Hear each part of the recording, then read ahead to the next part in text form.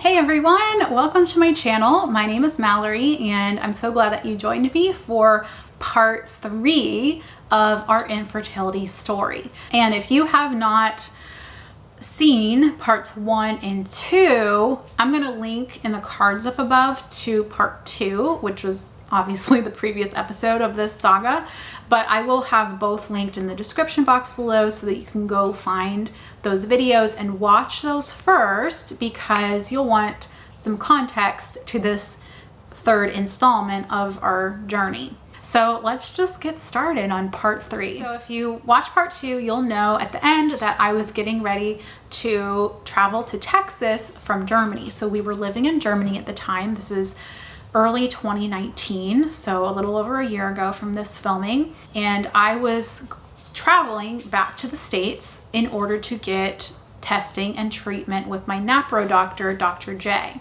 Also, my niece Emmy was about to be born around that time, late February, early March of 2019, so I was going for that and just to spend some time with family. So I was actually going for 5 weeks. And yes, I planned my trip around my cycle.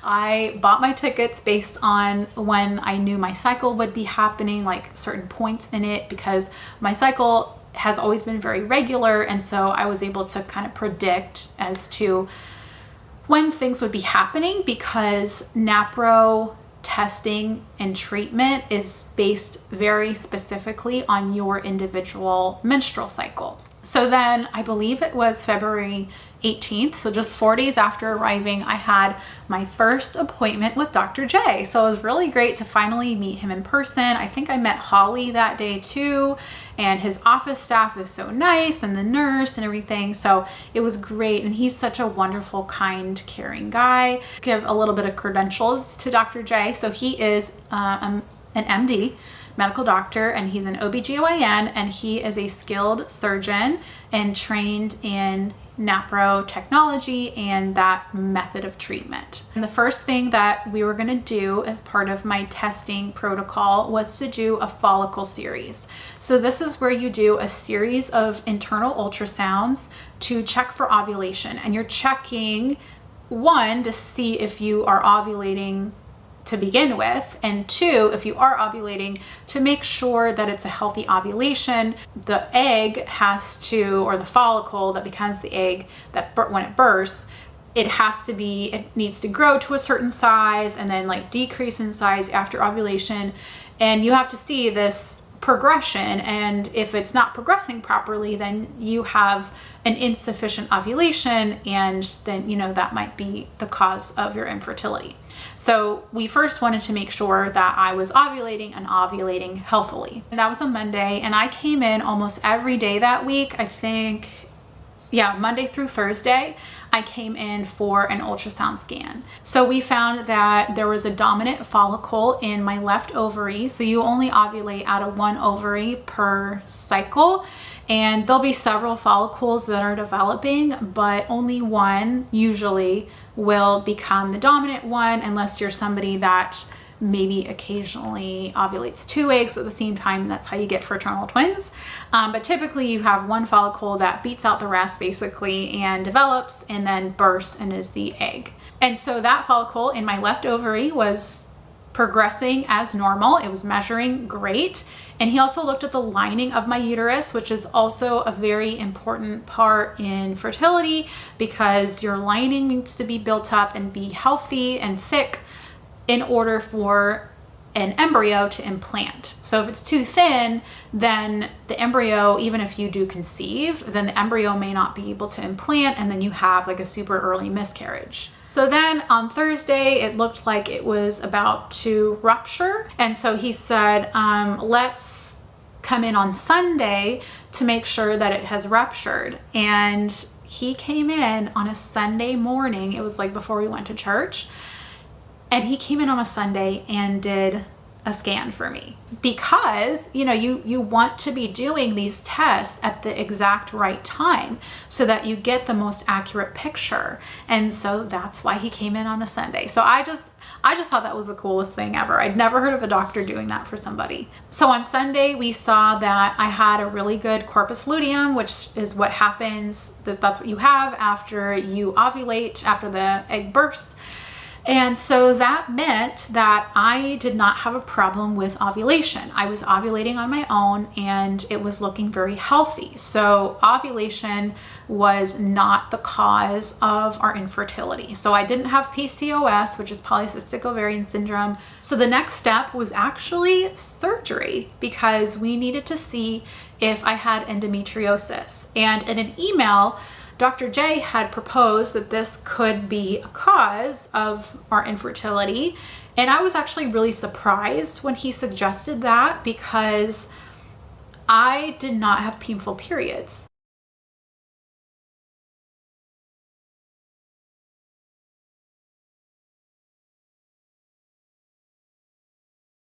Very occasionally would I have a period where I maybe needed to take some Tylenol, but that was really rare.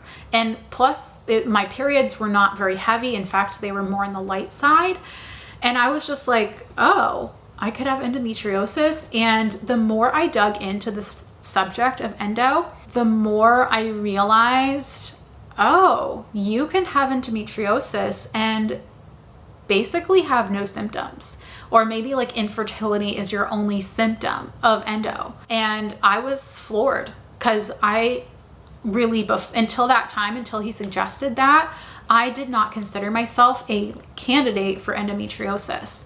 But actually my sister, my younger sister, who's 10 years younger than me, a few months before this, like around Thanksgiving time of 2018, she had seen Dr. J as well, and actually had the surgery that I was preparing to have, and he found that she had endometriosis. By that one fact, by having a sister with endometriosis, I was 7 times more likely to also have endometriosis. So if you have a direct blood relative, so a grandmother or a mom or a sister, then you are 7 times more likely to have it too.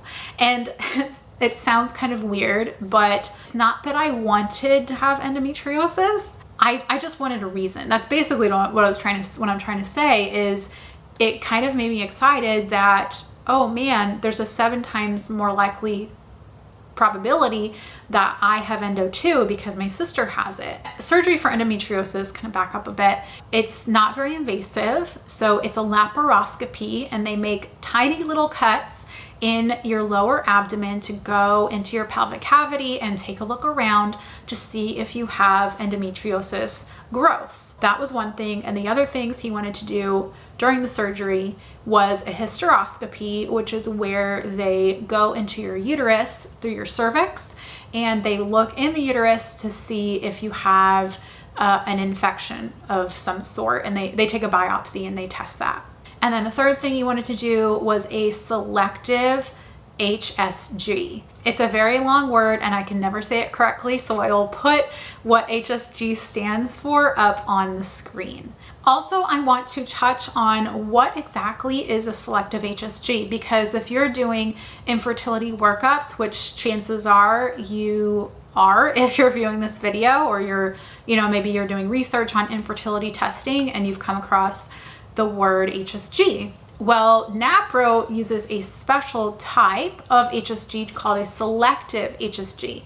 Another NaPro surgeon, not my doctor, but a different doctor, she actually just recently put out a post on her Instagram, which I will link below. Maybe I'll even try to link to the exact post of what a selective HSG is. And it was a great explanation. She basically says that selective HSGs, they put this, what's called a guide wire, through the fallopian tubes to see what the pressure is like in the tubes. So normally, and they do this as well in the selective HSG, normally you shoot this dye through the fallopian tubes and to see if it spills out. Well, that's not always very accurate. She says that if you have like a partial obstruction, like a partial blockage in your fallopian tube, the dye might still spill out, but you still have a partial blockage, and that could be preventing you from getting pregnant. And so that's why they use this guide wire to kind of go in there and see, hey, like, is there a partial obstruction? Is there something that maybe the dye is getting around? And it's much more accurate. And she actually told me, just a little spoiler alert, that if I had had a regular HSG and not a selective, I might have been told that everything was fine. So there you go. If you have had a regular HSG, not with a NaPro doctor, and it was not a selective HSG, and you were told your tubes are clear, everything's fine, that actually may not be true. And you want to see a NaPro doctor and get a selective. So just FYI out there. We get to Tuesday, February 26th, so the following week, and I had my pre-op appointment to just kind of go over what the surgery was going to be all about and just, you know, kind of prep myself for the surgery, which was scheduled for March 1st. And also a funny thing, kind of funny side note, is that my sister-in-law, her due date was February 28th. And I had actually wanted the surgery to be a week later, like around March 8th, because I thought, you know, what are the chances of like her going into labor like on the same day as my surgery? Like, that's not gonna happen. And so I really wanted to have it a week later, just in case that happened. I mean, it probably wasn't gonna happen, but just in case. Well, they didn't have room in the schedule, and I had to take Friday, March 1st. So I was like, okay, whatever, it's gonna be fine. So just remember that as we go along. A few more days go by, and it's the night before my surgery. I had to start fasting, like just like every other surgery, you have to fast for like 8 to 12 hours. And I was really nervous. Not because of the surgery itself, because this was not my first rodeo. I have had major back surgery for scoliosis. I've had a colonoscopy. I've had my wisdom teeth taken out. So I have been under general anesthesia several times. I've been cut open. So I was not afraid of surgery. I wasn't afraid of the pain. But what I was nervous about was, what if they don't find anything? I was so scared, because then I thought, then what? Then what's wrong with me? My hormones are fine. I'm taking progesterone. I'm ovulating. What the heck is wrong with me? And so I was kind of jumping the gun and just kind of awfulizing, as my mom likes to say. The great thing with NaPro though is that even if everything had been fine, we would have kept searching. Unexplained infertility is not a diagnosis in NaPro technology. It sounds kind of weird to want something to be wrong, but again, I think if you're going through infertility, you know what I'm talking about. You just want answers. You just want to know why. Why can't I get pregnant? And I wanted to have that why fixed. And whether it ended up in pregnancy or not, getting it fixed was the most important thing. So now I'm kind of going to walk you guys through what prepping and having a laparoscopy was like. So we had to go to the hospital really early in the morning. My mom took me, and you get taken back to the pre-op room and, you know, get in the gown, get in the bed, and, you know, get an IV. As the nurse was prepping me, we were just, you know, we were chatting about what I was having done, and Dr. J, and she said, oh, he's a really great doctor, because there are patients that fly in from all over the country to have this exact procedure with him. And I was like, really? That's so cool. So I knew I was in good hands, but after she said that, I was like, okay, I'm really in good hands, and people really trust him. So if you've never had surgery before, usually there's a bunch of people that come in and out to talk with you. I think the charge nurse came in to talk with me. The anesthesiologist came in and talked with me about pain control and about anesthesia, probably a couple other people. And then Dr. J came in at one point just to say hi and to ask how I was feeling, if I was ready. And then something that he does with all of his patients, if you're okay with it, is he prays with you before the surgery.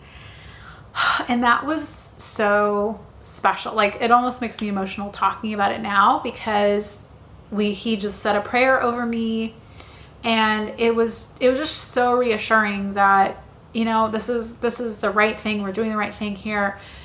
It's gonna be okay. They must have given me something like right before they rolled me back, because I don't totally remember the short ride to the OR. But you know, if you've ever had a surgery before, you know that just all of a sudden you're unconscious, and then all of a sudden you're waking up in the recovery room, in the post-anesthesia unit. So I started coming out of the anesthesia. The procedure was about a little over an hour, and I had an oxygen mask on my face, and I was kind of moaning because I was feeling really dizzy. Dr. J came to see me at some point, and I was like so out of it and so groggy, but what I do remember him saying was something like, we found endometriosis and we removed all of it. And even there, like in my very groggy state, I was just so relieved to hear that. Like, they found something, like we have answers. So I was there in recovery for a little bit, and then I came back to the original room that I had been in with my mom, and my mom was not there, I don't think, when I came back, because remember how I was saying how my sister-in-law Sydney, her due date with Emmy was February 28th. She ended up having to be induced that day and was in the hospital there on March 1st, in the same hospital. So she was just like 1 or 2 floors up on the labor and delivery floor, in the exact same hospital on the exact same day that I was having my surgery. Like, I just find that so comical that we were both in the hospital on the same day. It was just crazy. So during the surgery, my mom went up to visit with Sydney and Jordan. Jordan is my brother. Then she came down, and I think the first thing, yeah, when she came in, the first thing that I asked was, is there a baby? But she had not given birth yet, and she wouldn't give birth until later that evening. So she ended up having Emmy on the same day that I had my surgery. So I was feeling a bit dizzy from the anesthesia, and I had this horrible metallic taste in my mouth, and my mom said that my breath smelled so bad. So if you have anesthesia, if you've never had it before, then expect stuff like, you know, nausea, vomiting, a horrible taste in your mouth. Those are all very typical side effects from general anesthesia. But they gave me a medication to help with dizziness and nausea, and then like some apple juice to sip on to help with that taste. But then we called Mark. My mom basically explained everything to him on FaceTime, and I remember like my phone was propped up on the little tray table. My eyes were just like this, like trying to keep them open because I was still so groggy and so out of it. Mama filled him in on what was going on, and then we got off the phone. I don't know, I was still dealing with the dizziness, and so the nurse was like, you know what, you can just rest, and she dimmed the lights. I think I probably rested and slept for about an hour in that room. And so during that time, my mom like went back up to Jordan and Sydney, and you know, then she came back down. Dr. J came to check on me a second time when I was in the original room that I was in, just to see how I was doing. And I remember as he left, in like my super groggy voice, I was like, thank you so much. I really appreciate you. And I really did. I was so thankful. Like, it sounds crazy to be saying I'm thankful for endometriosis. I was just thankful to have answers and to have had it removed. Like, he was actually able to go in and remove it at that time, because another thing that could have happened, and this happened with my sister. So her endometriosis was worse than mine. The first surgery that she had, she was actually not able to get it removed because they needed to do robotic surgery. And if you need robotic surgery, then they have to schedule the robot, you know, like it has to be a second surgery. And I was kind of nervous about what if my endo is that bad and I need a robotic surgery, because I was scheduled to go back to Germany, I think like 3 weeks, a little over 3 weeks later. So it was like, would I be able to get in for robotic surgery, all this stuff. But, you know, I tried not to worry about that, but thankfully I it wasn't so bad that I needed robotic surgery. So then once I started feeling better, then the nurse helped me sit up on the edge of the bed. I got dressed. I was able to use the toilet. And then the nurse wheeled me out to the car. My mom picked me up, and then we went home. And on the way home, my mom explained to me what exactly was found. I was a little more with it at this point. So the first piece of news, which I already knew, was that he had found endometriosis in 3 places in my pelvic cavity. So 2 of the endo spots, 2 of the growths were darker, indicating that they were older lesions. So there's newer lesions and there's older lesions. So if it's older, then they will be a darker color. And then the third one, which was actually a very, very small spot, it was white, which means that it was a new growth. So that's another thing with NaPro doctors, specifically NaPro surgeons. They are trained in how to look for new and very small spots of endo. Because a lot of the time, if you're dealing with somebody who is not an endometriosis specialist, they might go in there to do a laparoscopy and they might miss some of those newer, smaller spots, which eventually will grow into being bigger, darker, older spots. So 2 of the lesions, one of the dark lesions and then the white lesion, the new one, those were on my pelvic cavity wall. I think the dark one was on like the muscle that's like connected to the uterus or something like that. And then the third one, and actually this was the largest one and it also was very dark, that was on my left ovary. So in order to remove these growths, Dr. J used a CO2 laser. And this is another thing that is wonderful about NaPro. NaPro does not use ablation to remove endometriosis, because ablation, which is also the most common way to remove endo if you're not working with an endo specialist, basically you're just burning off the growths, but you're not getting at the root. You're not taking it out. And ablation has a high grow back rate. And then you have to have surgery all over again. And so what Dr. J used is he used a CO2 laser. So this is a very powerful laser to vaporize 2 of the lesions. So vaporization is a little different than ablation, and it has a higher success rate, like as far as not growing back. So he vaporized the very small lesion, and then he also vaporized the one on my ovary. And then for the other lesion, the older lesion that was like on the uterus, whatever muscle that it was on, he used the CO2 laser to excise, which means to cut out. And excision is the gold standard for endometriosis, and that has the best success rate for not growing back. He videotaped it, like he had a film of it, and I was able to watch my actual surgery, which was super cool. And if you want to see pictures, I'm not going to put them on the video because I don't want to get flagged by YouTube for being graphic. But if you want to see pictures of my endometriosis lesions, then you can go to the blog post, which I have linked down below, or I'll put it in the cards up above, and you can go check out those pictures if you are curious as to what endometriosis actually looks like. So then after that was done, then he also did the hysteroscopy, which is where they look inside your uterus. And everything looked great. He did take a biopsy, which ended up being negative for any type of bacteria or infection. So that checked out really great. And then the third thing was the selective HSG. So I talked about the guide wire, and I guess when he tried that with my right fallopian tube, there was a little bit of resistance, but I guess it was able to clear really easily, and flushed it with the dye and everything. And so everything was cool. Everything was great with my right fallopian tube. However, with my left, when they went to try shooting the dye, it wouldn't go through.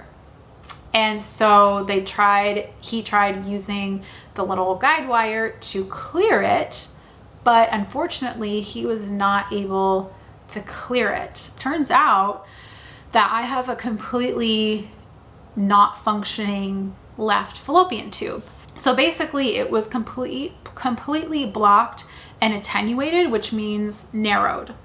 And it was so narrowed that, he wasn't able to clear it. And his theory, while I was developing in my mom's uterus, he explained like how when you're developing your reproductive organs, like the uterus, I don't know if like the uterus turns into like the uterus and the fallopian tubes. Anyway, however that process happens, it looks like somehow when the fallopian tube was forming and like trying to connect to the uterus, that it didn't connect properly for some unknown reason. So there's no way that conception could happen in that tube. And so by virtue of that, I have a 50% reduced chance of pregnancy every cycle. But as he said to me in my post-op appointment, you only need one. You only need one fallopian tube. So at this point, I was just feeling so much gratitude because we now had 2 reasons why I hadn't been able to get pregnant yet. We had the endometriosis and we had the fallopian tube problem. Both the left tube being completely dysfunctional and then the right tube with having a little bit of resistance, that could have blocked an egg or an embryo from getting through. But with endometriosis, what a lot of people don't realize, even though the endometriosis was not blocking my tubes, which that can happen, but for me that wasn't the case, just the mere presence of having endo in your pelvic cavity, that creates inflammation and that can interfere with fertilization. And I was just so thankful that it was gone. Even though I knew that our chances every month were reduced by 50% compared to a woman that had both working tubes, I just felt such peace that like we were on the path that God wanted us to be on. It was amazing. Like I'd never felt that way in our whole infertility journey. And now, despite having a diagnoses, I felt so joyful and full of peace. And that was such a gift. That was like the best outcome from that surgery. Post-op, it wasn't bad. Like that first day, so that was like early in the morning on a Friday. Pain the day of the surgery was like moderate to mild menstrual cramps. And then after that, I really didn't have any like crampiness. It was just sometimes I'd have a little bit of incision pain. And then if my bladder got really full, then that would make the pain worse, but it still was not very bad at all. I didn't have to take a narcotic. I just took prescription strength naproxen. Also, if you have a surgery like this, then you will kind of bleed like a period a little bit. And also I was on pelvic rest for 2 weeks. And then, just a side note, my niece Emmy was born that evening and I rested all day so that I was well enough to come up back to the hospital so I could meet her. Because I was like, I have to meet her. Like I have to meet her when she's a few hours old. And it was after the surgery, after a laparoscopy for endometriosis, you're going to be a bit bloated. I was bloated for several weeks because what they do is they fill up your pelvic cavity with air so that, things aren't in the way. And so sometimes that can cause you to be bloated. Plus you were just cut open down there. So you will be bloated. I wasn't able to wear jeans for a couple weeks like I didn't want to because it was just uncomfortable. So definitely have like comfy clothes, flowy, larger clothing. But it took me like a couple weeks to get back to my normal everyday self. But then I had to go back to Germany and then I dealt with jet lag, jet lag really, really affects me. So I still felt kind of out of it for maybe like a couple more weeks. It was completely 100% worth it. Even if I knew that pregnancy still wasn't guaranteed, Dr. J did say that pregnancy could happen within 1 to 2 cycles, but I kind of didn't want to believe him because that just seemed very optimistic. And I don't know, I didn't want to disappoint myself again. So that first cycle was a little bit off. Like I had a longer pre-ovulation period than I normally do. One good thing that I did notice was that I had more, like a better quantity and a better quality of cervical mucus, because that was another thing. didn't mention this actually, but that was one thing that also was a little bit off with me, is that my cervical mucus, which is necessary to transport the sperm to fertilize the egg, my cervical mucus wasn't the best. There could have been more of it, and there could have been more days of it. So it was a little bit of a limited mucus cycle. And so I did notice that very first cycle after the surgery that I had a better mucus pattern. And my theory on that is that that was because I had that large spot of endo on my left ovary, and that was inhibiting like the hormones to create the mucus. I did not get pregnant that first cycle. I tried to not get my hopes up, but of course I did. And I was really excited that cycle because our 5th anniversary was on April 7th. And I think I took a pregnancy test a few days before that. And I was thinking, wouldn't this be amazing? Like, I'll take a pregnancy test and it'll be positive, and I'll keep it a secret from Mark, and then like tell him on our anniversary, and it'll be like an amazing 5th anniversary. Well, it was negative. I was kind of crestfallen, but around this time also, I started this infertility project on my blog called Warriors in the Wait, and I will link to the main page where all of those posts are. I've kind of taken a sabbatical from that, and I also started an infertility podcast called Restoring Fertility Naturally, which also has been on a hiatus for like the past year. But the episodes are still out there, the ones that I've done, so you can go check that out in the description box as well. I found a lot of purpose in those 2 projects, and I was really passionate about it because by this time I had been sharing our infertility journey on Instagram for months now. It was wonderful to connect with other women who were going through the same thing, and especially, using NaPro, and people were really encouraged by our story. I still hear from people saying, your story encouraged me so much and giving me hope and all these positive things. So like, it's still impacting people to this day. And that just really touched me. And I just felt this calling to help others going through this journey and who were seeking restorative reproductive medicine for their infertility stuff. I just felt this call to reach out and to help.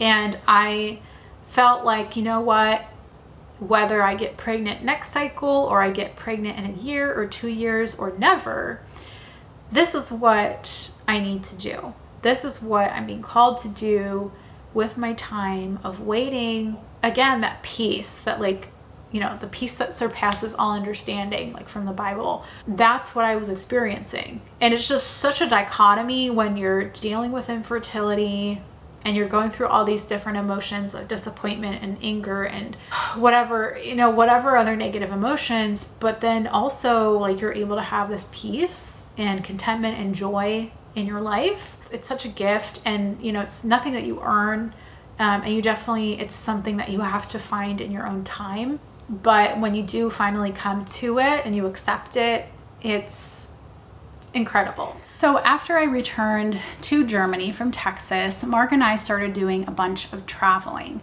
And this was mainly because we knew that we would be leaving Germany a little earlier than had previously been planned. So after I got back, we went to Paris, France. We went to the Netherlands for our anniversary weekend. And then for Easter weekend, we went to the Normandy area of France.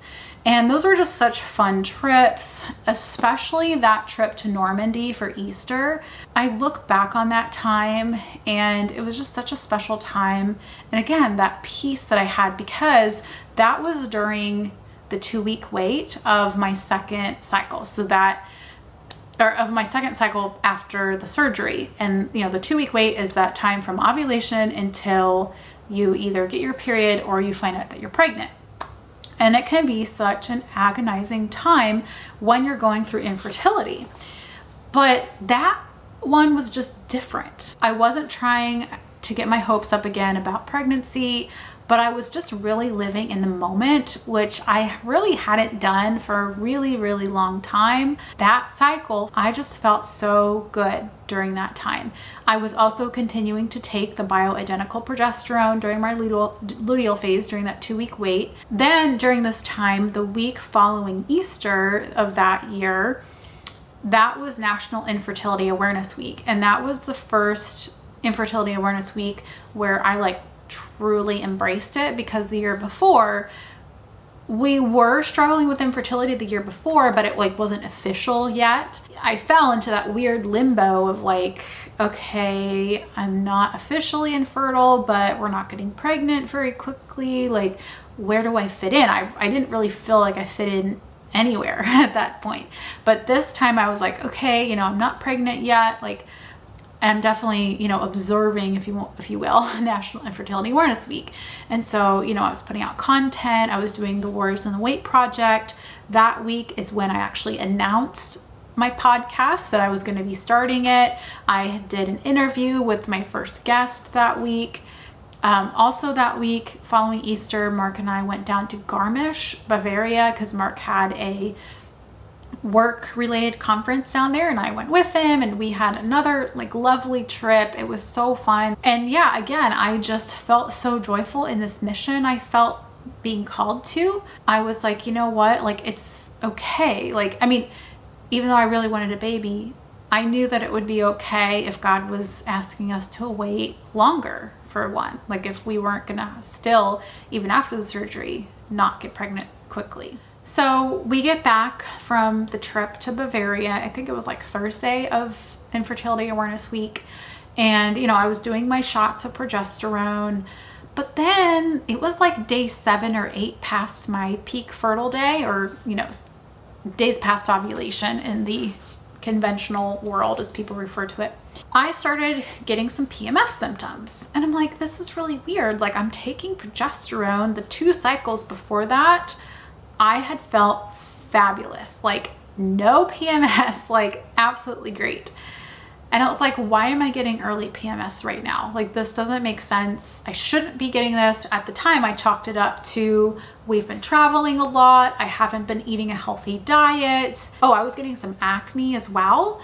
And that was another thing, that I stopped getting like hormonal acne after I started taking the progesterone shots. I thought, you know what, I just haven't been eating my best. So it's probably that. So I really didn't want to get my hopes up for another, you know, failed cycle. And so I was working like really hard to not be disappointed. I was kind of bracing myself for another negative pregnancy test. And so I just tried to ignore those symptoms that I was having. And on Saturday night, it was the last day of National Infertility Awareness Week, and I like really needed to go to the grocery store, but I was just so fatigued. I like didn't want to go.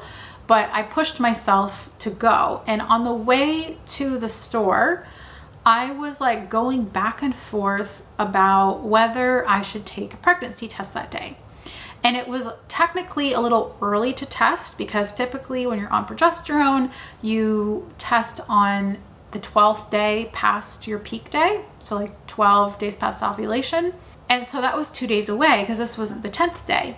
Part of me was like, no, you shouldn't test early. That's silly. But then part of me was like, well, if it's negative, then at least on my official test day, then it'll be probably negative again. So then I won't really be disappointed. You know, it won't be this like big build up to, you know, testing day.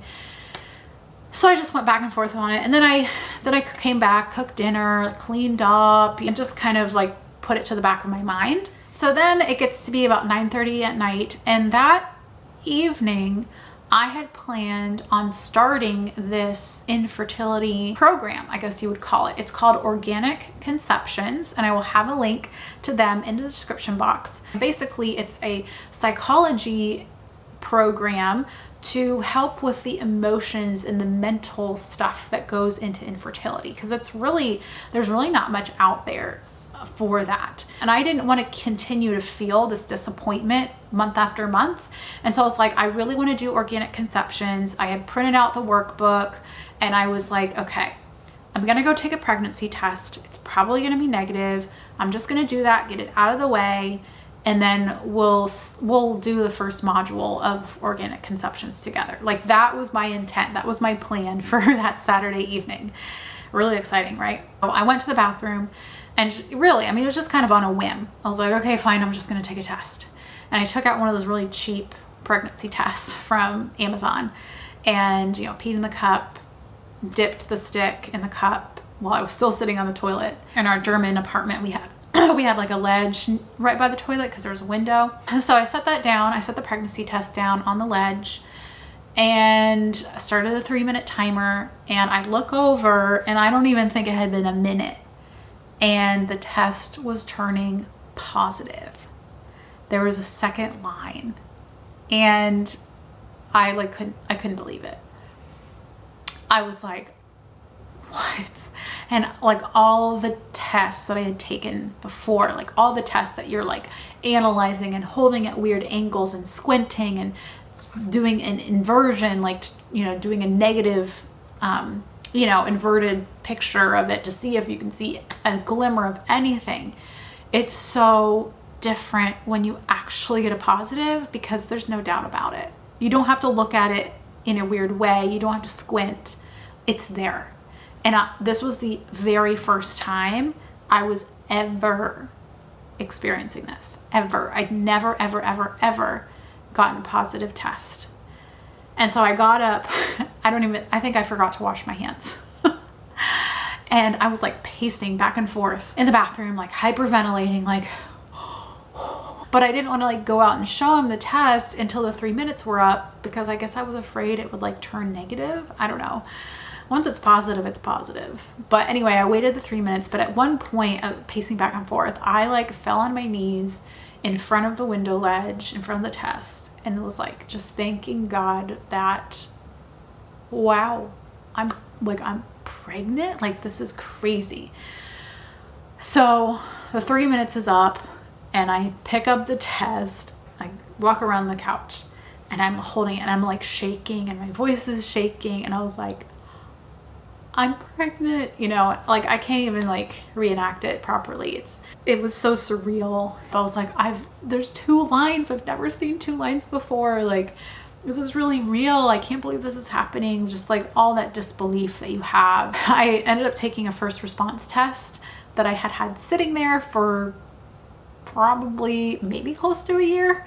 I don't know. It'd been months since I had bought it, and I was like, I'm not going to waste this expensive test like on a test that's probably going to be negative. But I was like, okay, I'm going to do another different test to double check this result. And sure enough, it turned positive like immediately. And over the course of the next couple days, I took like 7 tests because I was so scared that I was going to have a miscarriage. Just because not that I had any indications that I was going to have one, but you get so scared like after infertility that you're gonna miscarry. Mark prayed over the baby and the pregnancy, me, and then we called our parents that very evening, and it was just so beautiful. And it's just like, you just don't hardly believe it, you know, after you've walked through infertility. So that's kind of where our infertility journey ends, at least at this point. And I know that I just kind of want to put out a good disclaimer out there. Not everyone's story is going to look exactly like ours. I know people who have had endometriosis surgery and they get pregnant quickly, or, you know, at some point, you know, after not that long, they get pregnant. Maybe it takes a year or maybe even 2, but they get pregnant. And then some people don't. Right? Or maybe they get pregnant, they have a miscarriage. Everyone is going to have a different story. And something that I really want to drive home is that NaPro doesn't guarantee pregnancy. However, the mindset surrounding NaPro is just so different and set apart from the rest of, you know, fertility treatments, because it goes to the root cause of infertility. It helps you to become healthier in the end, whether or not you get pregnant, right? The focus is on you, like in the couple, and like helping them become their best selves, and hopefully that leading to a pregnancy. The mindset that you have with NaPro is that pregnancy is not a guarantee and having a baby is not the ultimate goal in life. It can take a really long time to get to that point of being like, you know, I might never have a child and I'm okay with it. I never got to that point. Like, I never really got to the point of being okay with never having kids. Like, I did come to that piece that I was talking about. You will get answers when you do NaPro. You will. If you don't find answers with one NaPro doctor, there are others that can help you. So I'm doing these videos not just to tell my story, but to tell others about NaPro technology and restorative reproductive medicine, because so many women don't know that this is out there. They don't know that this is something that they can do and that can really help them, right? It's so wonderful. So I want others to know about this, and I plan on doing more videos about infertility, about fertility awareness, about NaPro, about restorative reproductive medicine, because not enough people are talking about it. So if this is something that interests you, if you want to learn more, make sure to hit the subscribe button down below, because I want to have you as part of this tribe. And even though I have a kid now, I don't know if we're going to struggle with infertility again. My doctor gave me an 80% chance that my endometriosis would never grow back, but then there's always that 20% that it will grow back. You know, I'm saying that this is the third and final installment of our infertility story, but I probably shouldn't say that it's the final installment, because I don't know. There might be a part 4. And if someday in the future, if there is a part 4, 5, 6, you know, I will have that linked in the cards. I'll have the other parts of the story linked below, because, you know, even after you have a child, after infertility, you don't take that for granted, and you know that this could be your one and only, even though you want more children. So I do hope we have more children, but I don't know what lies ahead. I don't know if we'll have another struggle ahead of us, so we'll just have to see. But I thank you for joining me. I know this is a super long video, but it's a story worth telling, and this story has encouraged I've lost count of how many people it's impacted. I hope that it impacts more people through putting it here on YouTube. And if you have any questions at all, please reach out to me either in the comments or through my email address. I'll put it up on the screen, or it's in the comment box or in the description box below. I would love to chat with you. I really would, about your journey and about NaPro. That's it for this video. I hope you enjoyed it, and I hope, even more than enjoyed it, I hope it encouraged you and helped you see that there's hope out there. So until the next video, take care, everyone. Bye.